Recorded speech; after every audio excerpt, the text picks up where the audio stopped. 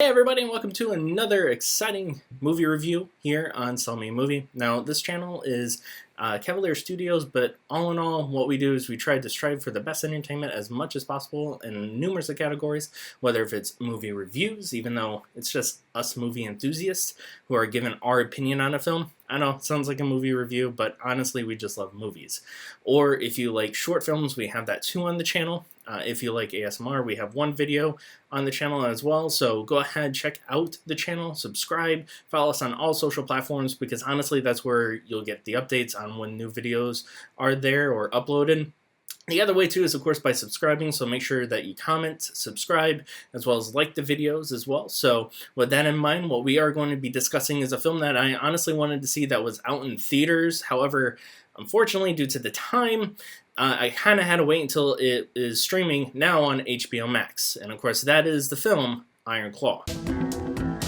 Hello there, and good evening, ladies and gentlemen, and children.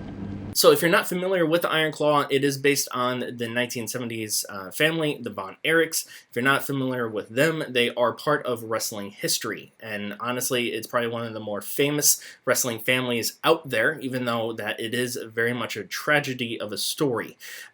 Now, it follows the Von Erichs from the time period of 1970s to the 1980s. During this time, of course, we learn all about the actual five brothers.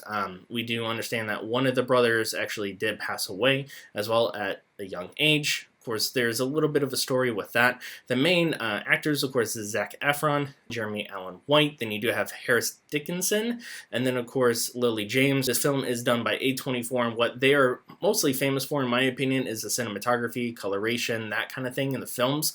This has that, but honestly, you're going more of a story than anything else. The camera angles are kind of basic, in my opinion. You do have maybe a few fun shot sequences because it does follow a family in the wrestling world or wrestling history, I will say. Now, I will not say what type of tragedy of this film this is, just only because I am leaving it up to you if you don't know what type of film this is, basically, or if you don't know anything about the family, then you're in for a world of surprise, because I knew a little bit about the family, but this does dive deep into it. There are some things about this film that Hollywood doesn't touch on, which of course is basically there was one brother that was left out of the film.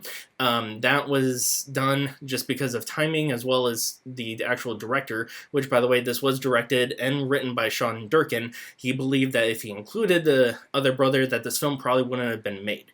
Now, that brother was the youngest one, so you don't really meet the youngest one in this film, but just know that he was there in the real life story. The other thing, too, is it kind of follows the wrestlers and the story about how the Von Erichs are cursed. The story or the movie doesn't really go into depth about that. I had to do a little research myself, and it is basically the father, who was a wrestler. He, of course, portrayed a Nazi to be a heel during his time of wrestling, which in that stature caused what the research I found was a Jewish spirit who cursed the family, who lost 7 of their kids. So that kind of puts a little bit more of a story or a plot into what we actually don't see in Iron Claw, other than there's a curse on the family. So that kind of tells you a little bit more about what this film and what kind of curse actually happens, or kind of expectations, really. So all in all, we follow this family, and during this family's triumphant success in the ring and outside of the ring, because the dad owns the business, the brothers are wrestling to make sure that that business stays afloat, as well as raising their own family too.